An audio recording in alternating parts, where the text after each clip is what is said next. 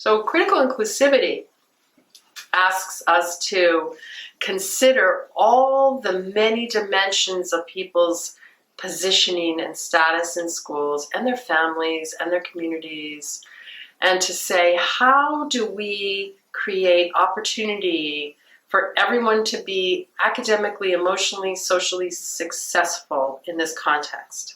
Which means you do different things for different people. So critical inclusivity doesn't mean we treat everyone the same. Critical inclusivity means we ask, what are the barriers for that person's full participation as an equal member of the group? And how do we create workarounds? How do we take barriers down?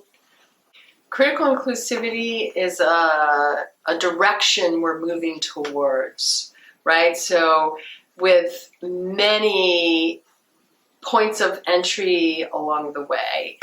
And I would say the vast majority of teachers who are attracted to the work of Teachers College Inclusive Classrooms Project, or who are attracted to the work of the elementary and secondary inclusive ed programs here, are already attracted to a version of schooling that speaks to their notions of justice, right? That we know from our research in TCICP that the teachers who take up our work the most deeply and for the longest periods of time care about equity and justice. That's kind of why they became teachers. Either it's because they came from communities where justice has been historically denied and they want to do something about it, or they understand that democratic process in our nation depends on our ability to offer a rich education to everyone. So students of color and students who are growing up in working class families or in poor families have historically not received the same kind of education that wealthy children in this country have received. So public school teachers with whom we work are incredibly devoted to notions of equity and justice. But that devotion doesn't necessarily come with a set of practices that they can just pick up and pull out of a suitcase.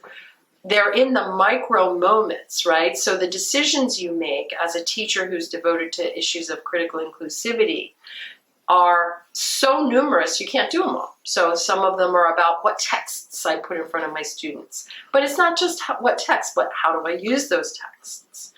So that's one set of questions. How do I communicate with families? One of the first things that I teach my student teachers is you're not going to communicate with all the families in your classroom if you send a letter home, because not everybody can read. Right? So we have to always be thinking about the messages we're sending and who's receiving them. The supply lists that go home, how you make your groups. Do you make groups every time, high, medium, and low?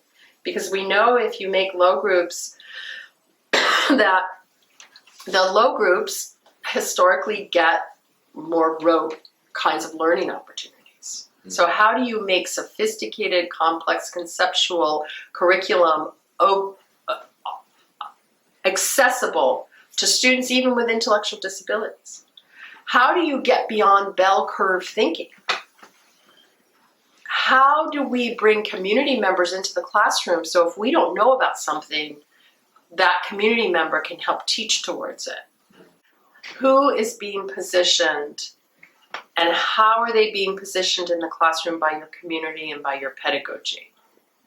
And we cannot correct historic oppressions and structural inequality that has occurred to all the bodies of the people who come into our classroom. We can't fix the history of those, the legacy of that, the trauma of that. But we can start to unwind some of it by the very questions we ask. So I was just working with a group of teachers yesterday, and they all had the same question, is how do I talk explicitly with my elementary school students about creating a community that values all of us, even though acknowledging we have very big differences among us, right? And so which differences, this is the third question, which differences matter the most in terms of our focus needing to be on repair. This is work of collective liberation, right? Schools as integrated into their communities. So these are community endeavors that require community members, families, school leaders, teachers, teenagers from the neighborhood, community-based organizations, arts organizations, to reimagine schooling as places of collective liberation and transformation for pluralist democracy requires that we enact that democracy.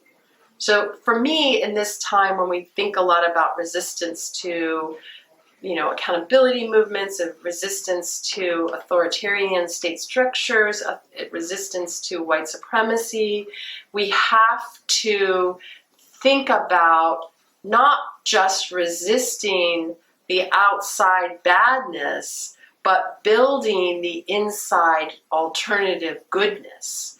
That our very building of alternative ways of making decisions, alternative ways of valuing human difference, is constructive resistance that changes the outcome for all people involved.